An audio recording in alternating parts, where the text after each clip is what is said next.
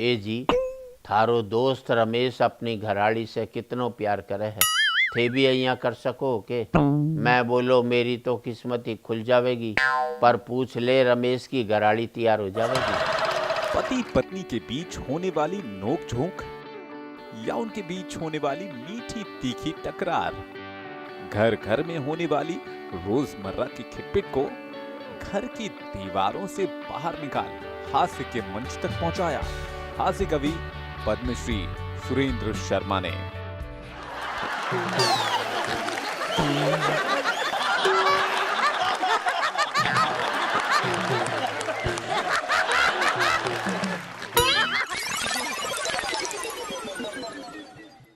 अच्छा, इस मोबाइल का आविष्कार भी किसी महिला ने किया होगा। जब चाहे पति को ढूंढ लिया, हमें कोई ज़रूरत ही नहीं थी। वो एक महिला ने पति को मोबाइल पर फ़ोन किया, बोले कहाँ जा रहा है, बोले गाड़ी में जा रहा हूँ। पत्नी बोली हॉर्न बजा कर दिखा। अगला 1 मिनट में पकड़ा गया। मैं तो उसी दिन से मुंह से पौं पौं की आवाज़ निकाली। जहाँ लुगाई का फ़ोन आ जाए पौं पौं करने लग जाओ। काहे को अपनी 4 लाइनों में महिलाओं पर वो खूब कसीदे पढ़ते हैं और अगर आपने उनकी रचनाओं पर जरा भी संदेह किया तो वो कहते हैं फैक्ट तो है, इसमें कोई बात थोड़ी है। अब महाभारत का युद्ध हुआ, जितने मरे आदमी मरे, हुआ ही द्रौपदी जी की वजह से। रामायण का देख लो, सीता जी की वजह से हुआ, मरे आदमी। मुझे एक युद्ध बता दो जो आदमियों की वजह से हुआ और एक भी महिला लड़ने के लिए गई हो। पत्नी जी को अपनी कविताओं में इतनी तवज्जो देने की वजह भी सुन लीजिए। पत्नी पर तो मैं लिखता, क्योंकि एक हास्य ऐसा है जो पत्नी पर किया जाए तो उसमें कोई बुरा नहीं मान सकता। घर वाले ही मानेगा ना, बाहर वाले तो कोई मानेगा नहीं। किसी और पर करोगे तो दूसरी धर्म पर करोगे, धर्म वाले मारने को तैयार हो जाएंगे। किसी जाति पर, किसी पेशे पर करोगे तो वो मारने को तैयार हो जाए। एक पत्नी है जिस पर कोई आपको खतरा नहीं है, वो इसलिए नहीं मारेगी आपको क्योंकि कमाई उसी के ऊपर खर्च हो रही है। शादी से पहले मैंने अपनी पत्नी को नहीं देखा था, उसके बाद जब देखा तो आंखें फटी फटी रह गई। हर सवाल का जवाब वो इतने ही मजाकिया मूड में देते हैं। 4 दशकों से ज्यादा के सफर में अपने ऊपर व्यंगों को सुनती आ रही मिसेज शर्मा का नजरिया भी जान लीजिए, क्योंकि आम दर्शक तो आज भी यही सोचता है कि शर्मा जी अपनी कविताओं में अपनी पत्नी से ही प्रभावित हैं। पत्नी के ऊपर लिखते हैं इसलिए कि जो भी वो मनोरंजन के लिए, लोगों को हंसाने के लिए बोलते हैं, तो वो शब्द पत्नी तो सुन सकती है, बाकी और कोई नहीं सुन सकता। तो हिम्मत करके वो पत्नी के बारे में उठ पटांग बोल देते हैं, और हकीकत में ऐसा कुछ नहीं है। शौहर बीवी के रिश्ते में मिठास भरने के अलावा एक और बात के लिए वो जाने जाते हैं। 4 लाइन सुना देता हूँ। 4 लाइन में इनकम टैक्स वालों की मेरे पास चिट्ठी आई। ई साल थे कवि सम्मेलन में जितनो भी कमायो, बैंको ब्यूरो वे टैक्स माने भिजवा दो। मैं जवाब लिखो, ई साल कवि सम्मेलन में 1000 जूता पड़ा है, ऐको कितनो % भिजवाऊं या बतला दो। उनकी 4 लाइनों वाले अंदाज का राज पूछो तो वो कहते हैं, वजह ये कि जब इसी बात पर लोग हंस लेते हैं तो दूसरी बात कहने की जरूरत क्या है। और फिर जब एक चीज डेवलप हो जाएगी तो बिरला अपना नाम बदलकर टाटा थोड़ी कर लेगा। अपने इसी स्टाइल को वो आम लोगों की बोली कहते हैं, और यही जनता और उनके बीच का अटूट रिश्ता भी है।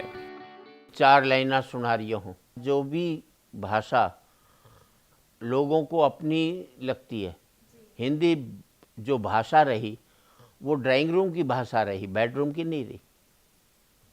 बेडरूम की भाषाएं तो हमारी ब्रिज रही, अवधी रही, राजस्थानी रही, बंगाली रही, मराठी रही, जो हमारी वो भाषाएं। और हिंदी का इतिहास कोई ज़्यादा पुराना नहीं, लेकिन हमारी जो बोलियां रही इनका इतिहास तो हजारों साल पुराना है।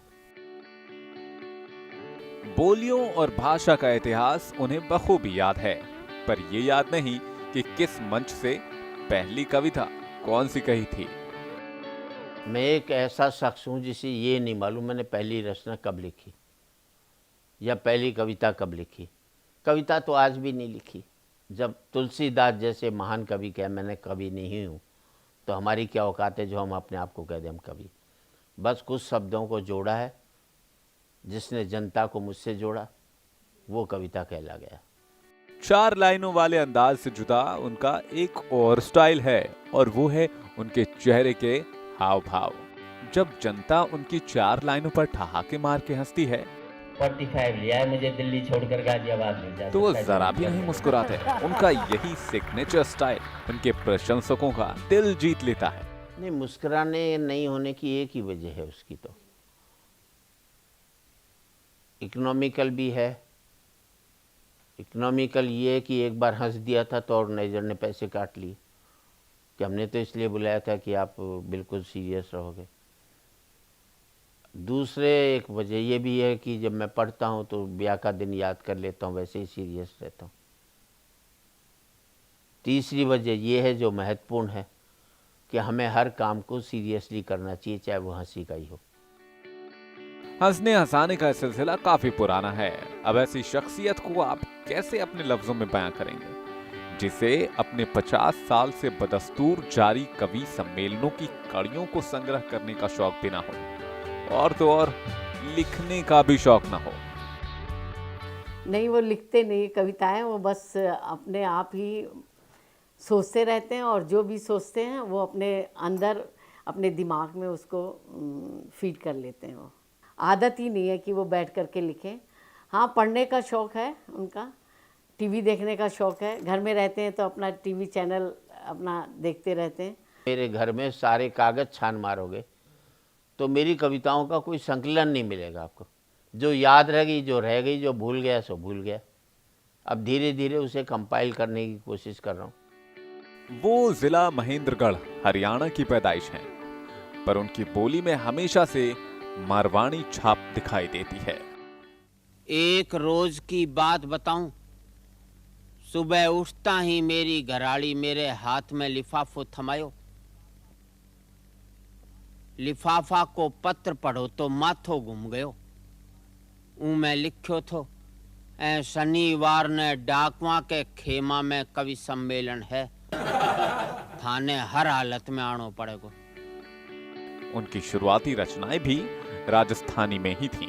मेरा गांव नांगल चौधरी है, जो जिला महेंद्रगढ़ में है। वहाँ से राजस्थान का बॉर्डर जो कि कोटपुतली से लगता है, वो 2 किलोमीटर की दूरी पर है। उसमें मारवाड़ी भी रही, हरियाणवी भी रही, सारा मिश्रण रहा उसमें। क्योंकि मैं विमलेश जी का, जो राजस्थानी के हास्य रस के बहुत बड़े कवि हैं, उनको सुनने का मुझे शौक़ था। वो जहाँ भी आते थे उन्हें सुनने जाता था, तो पहली कविता राजस्थानी में लिखी। छोटी उम्र में ही वो हरियाणा से देश की राजधानी दिल्ली आ बसे और Shri Ram college of commerce से अपनी ग्रेजुएशन की पढ़ाई पूरी की। फिर LLB भी की। आगे जाकर बिजनेस भी किया, लेकिन उनका मन हिंदी काव्य से नहीं हटा। अगर कोई डायबिटिक आदमी हो तो इसका मतलब ये थोड़ी कि हलवाई की दुकान नहीं खोल सकता, बल्कि वो बेहतर ढंग से चलाएगा। पढ़ाई से और कविता का कोई मतलब नहीं। इस मुल्क में अनपढ़ लोगों ने कविताएं लिखी है, पढ़े लिखों ने उन पर PhD की है। अगर पढ़ाई का ही माना जाए तो जितने भी हिंदी में PhD हैं सारे कवि होने चाहिए, तो उसमें से 1% भी कवि नहीं है। क्योंकि कविता जो है इसका पढ़ाई से कोई लेना देना नहीं है। बच्चन जी अंग्रेजी के प्रोफेसर थे, हिंदी की कविताएं लिखी। फिराक साहब बहुत बड़े शायर उर्दू के, वो अंग्रेजी पढ़ाते थे, उन्होंने हिंदी में कविताएं लिखी। अभी देश में उदय प्रताप सिंह जी हैं, देश के बहुत बड़े हिंदी के कवि हैं, वो अंग्रेजी के प्रोफेसर हैं। तो पढ़ाई का उससे कोई लेना देना नहीं होता।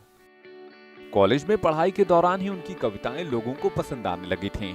धीरे धीरे उनकी लोकप्रियता इतनी बढ़ गई कि दूरदर्शन के हास्य कार्यक्रमों में उनकी झलक दिखने लगी। मैं घोड़ी वाला के पास जाकर बोलो भाया, खुद के ब्याह के लिए घोड़ी दिलाओ। खुद के तो घोड़ी वालों बोलो जी मेरी घोड़ी तो शादीशुदा है। इतना ही नहीं, बड़े एंटरटेनमेंट चैनल्स के कार्यक्रमों में भी उन्हें बुलाया जाने लगा। ये हरियाणा के लोगों में ये सेंस ऑफ ह्यूमर पाया जाता है। अब बिल्कुल पाया जाता है। हमें अपने बेटे पर 100% कॉन्फिडेंस होता है और किसी स्टेट में नहीं होता। आपको अपने बेटे पर 70 होगा, 80 होगा, हमें 100 होता है। इन सब के बाद रेडियो पर भी उनकी शोहरत चली। शर्मा जी से पूछो और हंसी के रंग शर्मा जी के संग जैसे प्रोग्राम्स खूब पॉपुलर हुए। रेड एफएम पर आया था शर्मा जी से पूछो, और अभी भी आ रहा है बिग एफएम पर, जो 20 शहरों में जा रहा है। हंसी के रंग सुरेंद्र शर्मा जी के संग। रेडियो पर मुझे अच्छा लगता है और वो स्पॉन्टेनियस आंसर थे। नमस्कार शर्मा जी, मैं दिलप्रीत बोल रहा हूँ चंडीगढ़ से। नमस्कार। शर्मा जी, आपसे एक सवाल पूछना था। हाँ हाँ, पूछिए। शर्मा जी, जिसके हाथ में मैं फूल देकर आया था, उसी के हाथ का पत्थर मेरी तलाश में है। पत्थर तो होगा ही हाथ में, गोभी का फूल देकर आया होगा।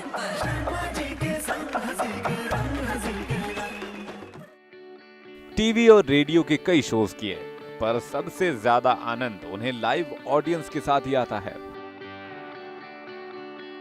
जो सामने की परंपरा है, वाचिक परंपरा है, ये टीवी के जरिए नष्ट हो जाएगी। आप जगजीत सिंह को सामने बैठकर जो सुख ले सकते हैं, टीवी पर नहीं आएगा। हरिप्रसाद चौरसिया जो बांसुरी बजाएगा तो 2.5 घंटे आप सर नहीं खुजा सकते।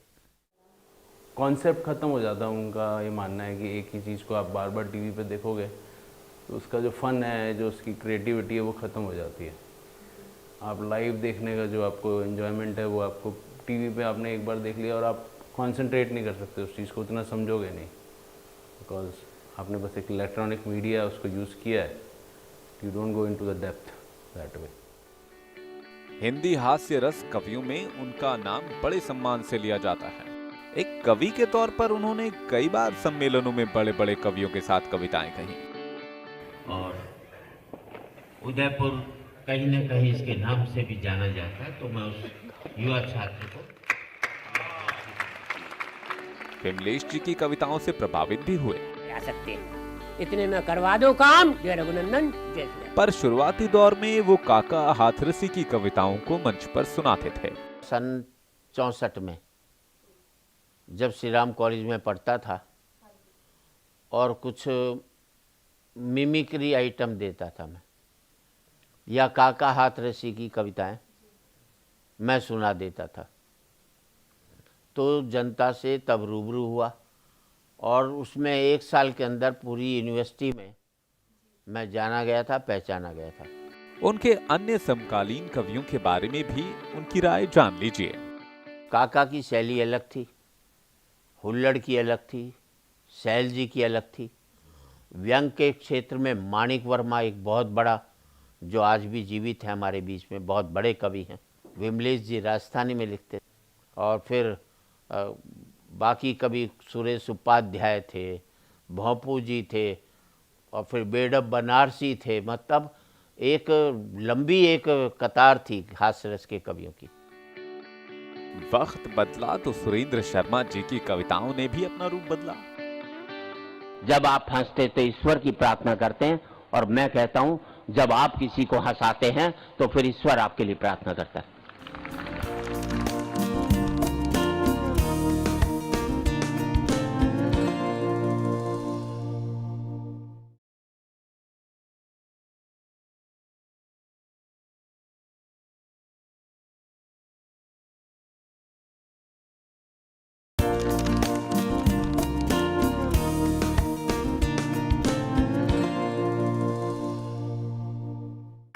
तो मैंने अपने बेटे से कह दिया था, देख तू 50% से ज़्यादा नंबर मत लाइयो।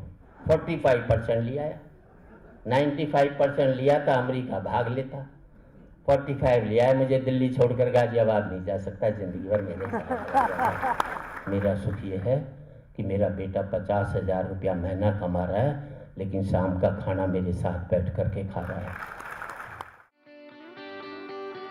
पहले उनकी कविताएं मियाँ बीवी की तकरार तक ही सीमित थी, पर अब उनकी लेखनी गंभीर हो गई है। पहले मैं वो लिखता था जो लोग सुनना चाहते थे, अब मैं वो पढ़ता हूँ जो लोगों को सुनना चाहिए। एक मैच्योरिटी लेखन में निरंतर आपके आनी चाहिए। नदी ने आकरते हुए कुएं से कहा, तेरी क्या औकात है तुझे पता है? कहाँ नदी और कहाँ कुआं। नदी ने आकरते हुए कुएं से कहा, तेरी क्या औकात है तुझे पता है? कुआं हाथ जोड़कर बोला, बहन जी, भटकाव और ठहराव में कुछ तो फ़र्क होता ही है। फ़र्क इतना ही है कि तुम प्यासे के पास जाती हो और प्यासा मेरे पास आता है। तुम ऊपर से नीचे की ओर जाती हो, इसलिए मीठे से खारी हो जाती हो। मैं नीचे से ऊपर की ओर आता हूँ, इसलिए मीठा का मीठा ही रहता हूँ। पहले जब मैं छोटा था तब ज़्यादातर हास्य की रचनाएं करते थे, अभी सीरियस ज़्यादा कर रहे हैं आजकल। व्यंग और सीरियस नोट्स की कविताएं ज़्यादा अभी जो सुनने में आ रही हैं वो कर रहे हैं। लाइक कह सकते हैं सोसाइटी के लिए एक संदेश टाइप का अब दे रहे हैं।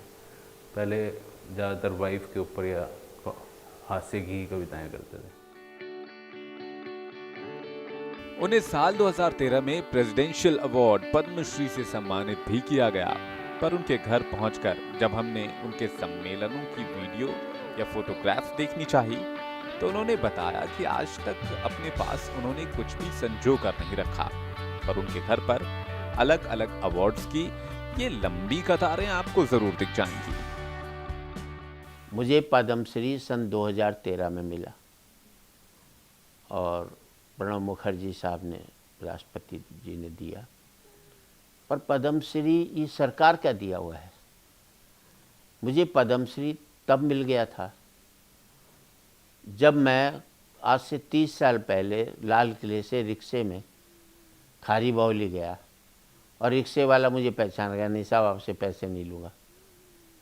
तो मैंने कहा एक काम कर ले, यहाँ ठेले पर चाय वाला बना रहा है, एक कप चाय तू पी ले, एक मैं पी लेता हूँ।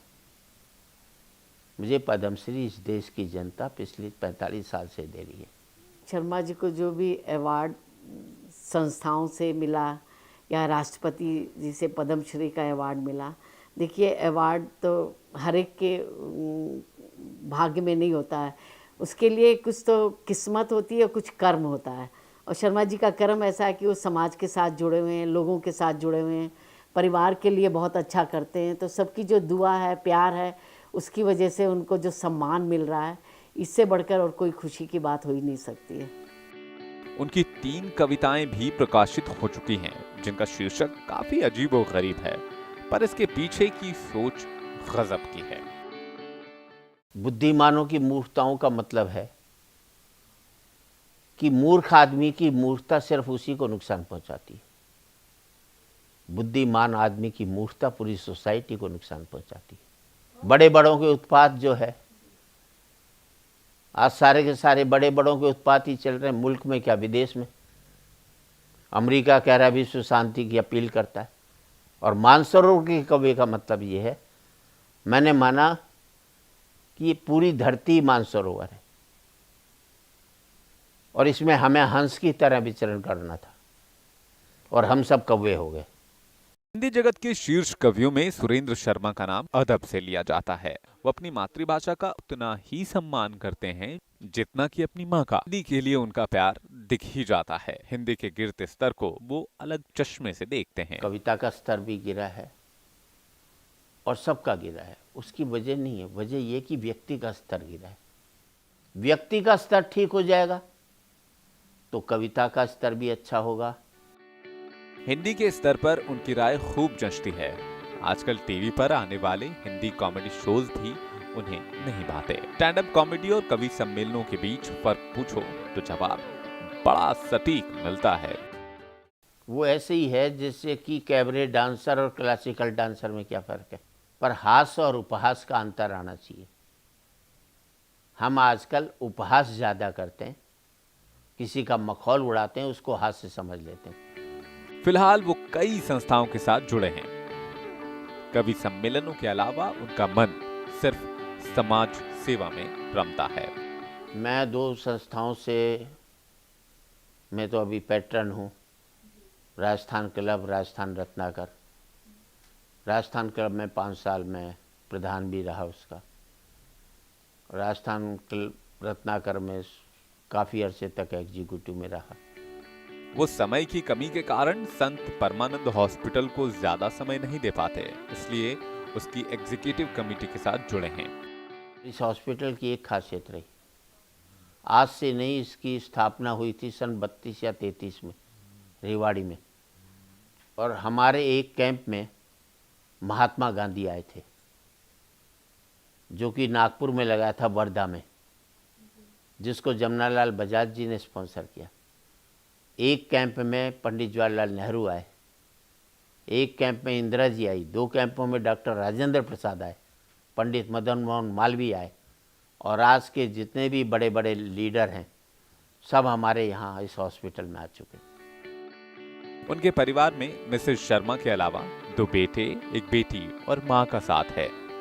शर्मा जी की कविताओं की कड़ियों की तरह उनका परिवार भी एक दूजे से जुड़ा दिखता है। As a father is a very good human being. हमेशा हमारी हेल्प करी है जब भी हमें ज़रूरत रही है, और एक अच्छे सपोर्टर, एक अच्छे टीचर की तरह लाइफ में काम आए हैं हमारे। देखिए, हर एक जीवन में कहीं ना कोई प्रेरणा स्रोत होता ही है, तो कविताएं उनकी एक प्रेरणा स्रोत है, और जिसमें जो प्रेरणा स्रोत बन जाए वही सबसे उत्तम होता है। तो किसी की प्रेरणा हमेशा ही उत्तम होती है, भले ही वो कैसे भी हो। ऐसा घर में ऐसा रहता है कि घर में पिता मिलते हैं, बाहर कवि मिलते हैं। पहले ये होता था, हम लोग मसूरी जाया करते थे तो मॉल रोड पे निकलते थे, तो यूजली बाकी बच्चे अपना पेरेंट्स के साथ घूमते थे, पर हमें ऐसे ही घूमना पड़ता है क्योंकि फादर को लोग यूजली गैदर कर लेते थे और छोड़ते नहीं थे। तो ये शुरू से एक प्रैक्टिस रहती थी कि हम लोग कहीं पे भी जाते थे तो एक ये चीज़ देखने को मिलती थी। देखिए, उनकी सफलता के लिए तो मैं बहुत खुश हूँ परिवार के साथ, बाकी अलग से मैं खुश नहीं हूँ, क्योंकि हम लोगों को इतना समय नहीं मिलता उनके साथ, और इस वजह से कहीं ना कहीं ये चीज़ हमें लगती है कि भाई ये हमारे साथ नहीं ठीक हो रहा है। जो समय हम लोग को घर में मिलना चाहिए, उसके लिए शर्मा जी के पास समय कम होता है, इसलिए हमें मिल नहीं पाता, तो यहाँ हम खुश नहीं हैं। परिवार और संस्थान सभी जिम्मेदारियों को बखूबी संभाला, पर हास्य कवि सुरेंद्र शर्मा इन 50 सालों की सफलता का श्रेय देते हैं उनकी जिंदगी के सबसे महत्वपूर्ण हिस्से को। रामचंद्र जी हिरण मारने गए थे, बाद में कितने पापड़ बेले थे अगले दिन। और वो है जनता जनार्दन, जिनकी हंसी से शर्मा जी को खुशी मिलती है।